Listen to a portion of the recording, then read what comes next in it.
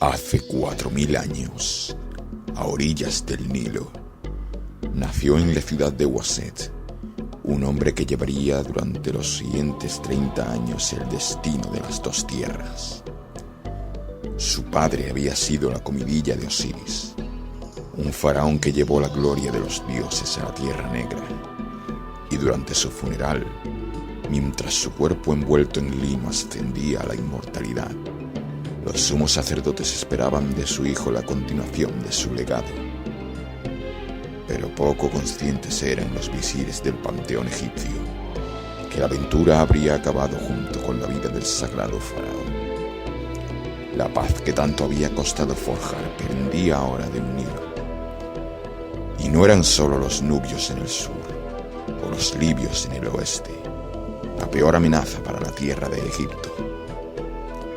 La ira de los dioses de la destrucción, aplacados y desterrados años atrás, asomaba a las puertas como un león agazapado acechando a su víctima, como hienas esperando el desfallecimiento de una desafortunada presa. Los designios del nuevo faraón no se hicieron esperar. Reestructuró por completo la economía, dando máxima prioridad al militarismo, creando nuevas academias de combate y proyectando expediciones a los 9 arcos.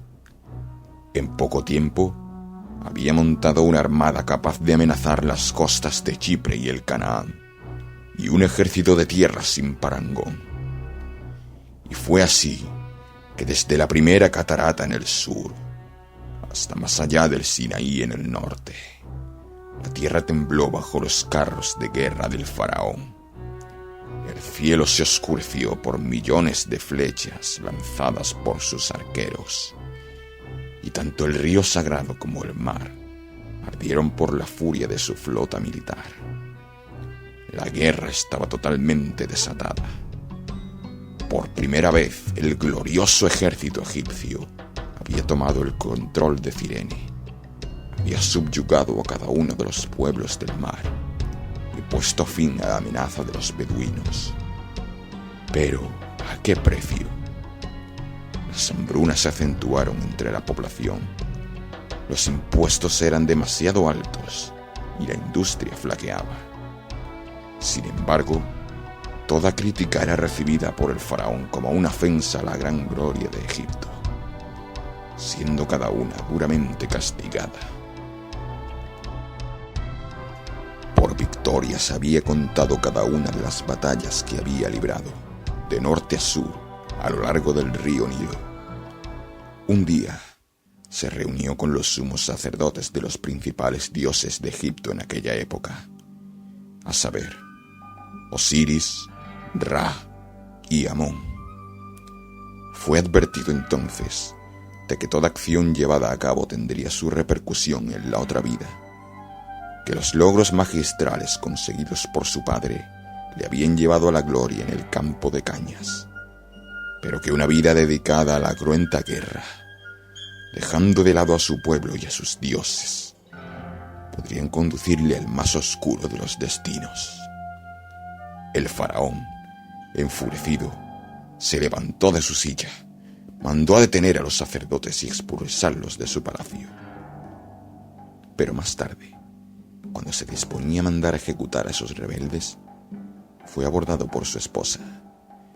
Ella, con rostro serio y templanza, le avisó de que la advertencia de los sacerdotes no era trivial y que él mismo sabía a dónde podía llegar su camino.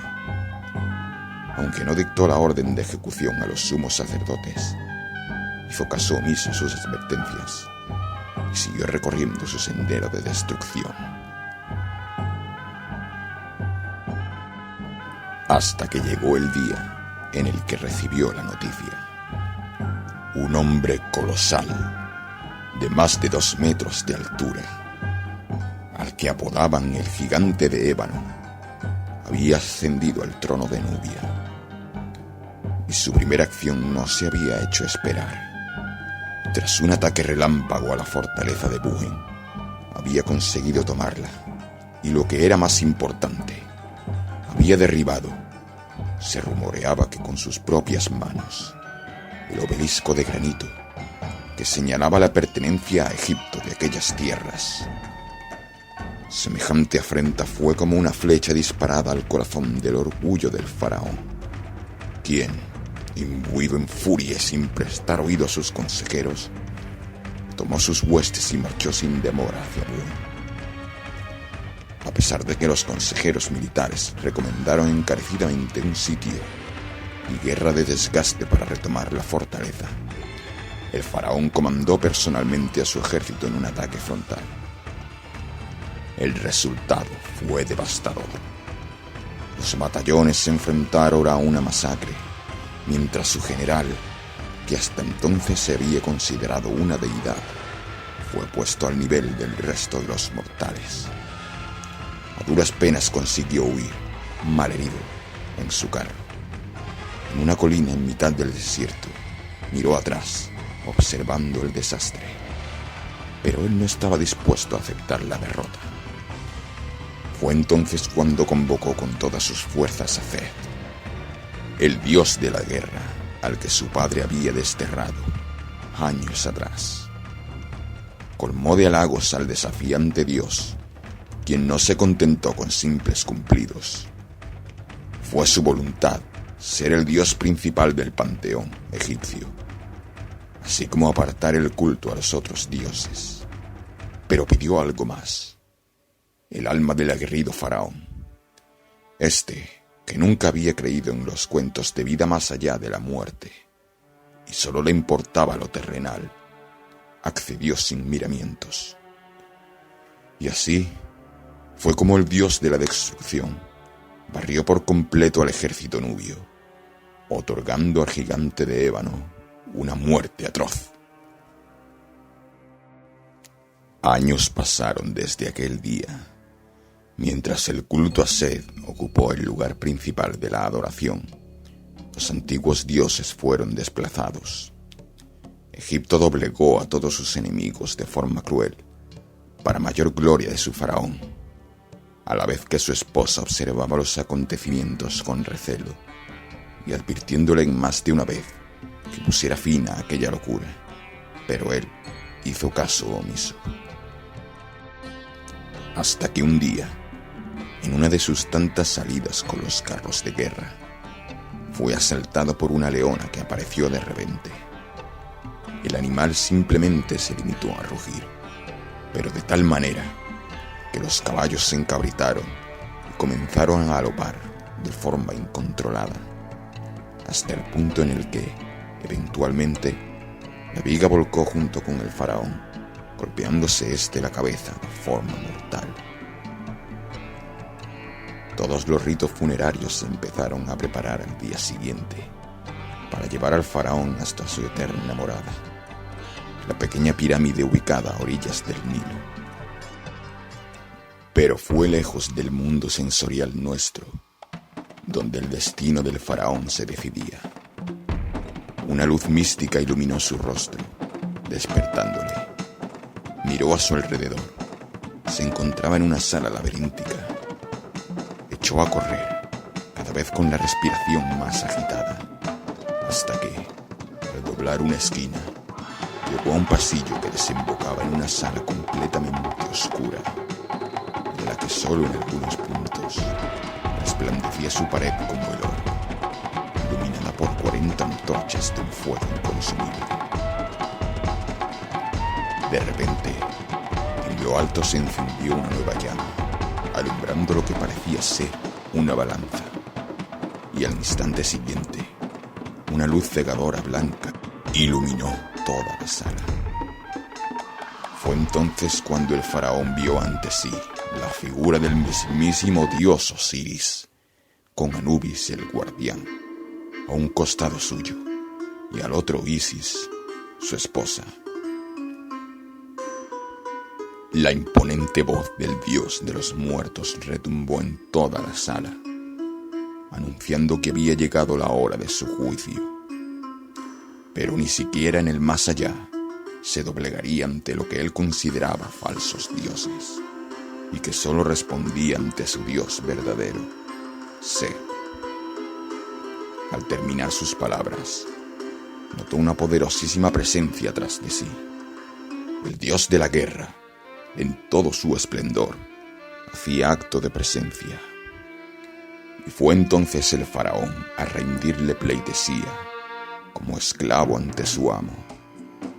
Oh, todopoderoso Señor, que marcas el destino del mundo, has guiado mi vida por los gloriosos senderos de la conquista, y te he honrado como el más fiel servidor cada día de mi vida, con cada ofrenda en los campos de la muerte.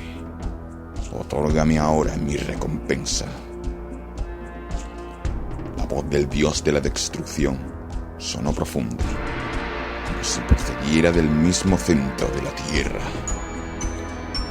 Tu recompensa te espera frente a estas 40 tribunas. Los muertos no ganan guerras. Ahora debo encontrar un nuevo recipiente para guiar mis designios. Y su figura se desvaneció en las sombras tan pronto como había llegado. El faraón, con mente y rostro confusos, se giró de nuevo hacia los dioses, balbuceando. Osiris entonces colocó una pluma en un extremo de la balanza. Acto seguido, un dios humano en el pecho del faraón extrajo su corazón y se dispuso a ponerlo en el otro extremo. Tan pronto como fue depositado, la balanza volcó violentamente hacia el lado del corazón. Los 40 dioses tomaron asiento en ese momento y proclamaron su veredicto. Por tener el corazón más impuro de toda la dinastía, se le condenó al infinito tormento de vagar por la tierra hasta el fin de los tiempos, como advertencia para todos los ilusos que profesaran fe al camino de la destrucción. Y mientras en el otro mundo el grito desgarrador del faraón hendía la sala que se fundió por completo en las tinieblas, una fuerza titánica abrió el sarcófago del faraón en la cámara funeraria, mostrando a los sirvientes, a los sacerdotes y a la esposa del difunto la visión más horrible de la que serían testigos. El cuerpo momificado del faraón se levantó de su nicho de descanso eterno y con el mismo grito de desesperación que proclamó en el otro mundo, acometió contra los presentes. El más desafortunado de los sirvientes, que se encontraba más cerca, fue su primera víctima. La mayoría echó a correr, despavoridos, hacia la salida, mientras otros, que sufrieron un destino más atroz que la muerte, no pudieron por no responderles las piernas de puro terror.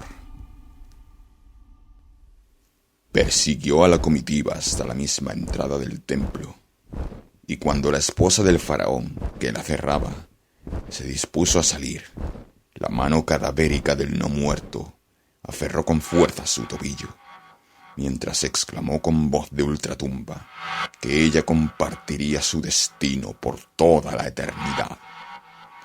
La mujer profirió un grito ante la cara aterrorizada de los sacerdotes, paralizados por el miedo.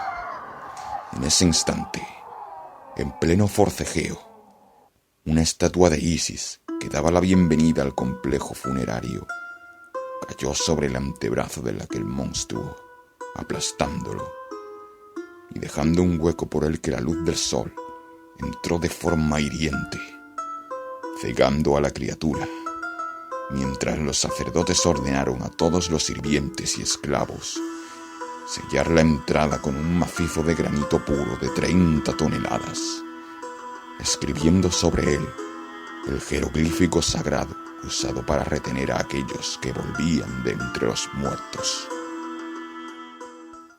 Y así fue que el belicista faraón se convirtió en el guardián de su propia tumba hasta el fin de los tiempos, como recordatorio a todo aquel que quisiera seguir sus caminos de muerte, y como la peor sorpresa posible para aquellos que fueran lo suficientemente estúpidos como para intentar saquear sus riquezas.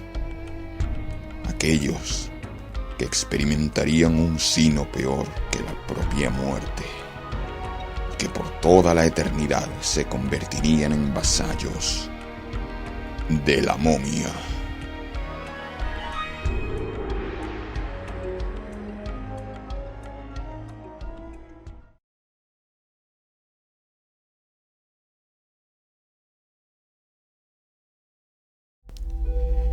Muchas gracias por haber llegado hasta aquí. Si la historia te gustó, agradecería que le dierais pulgar arriba y la compartierais. La ambientación musical que acabáis de escuchar pertenece a la banda sonora del videojuego Faraón, así como al álbum Ancient Egypt de Derek Fisher y Brandon Fisher. Por favor, visita sus obras. Muchas gracias a todos y hasta la próxima.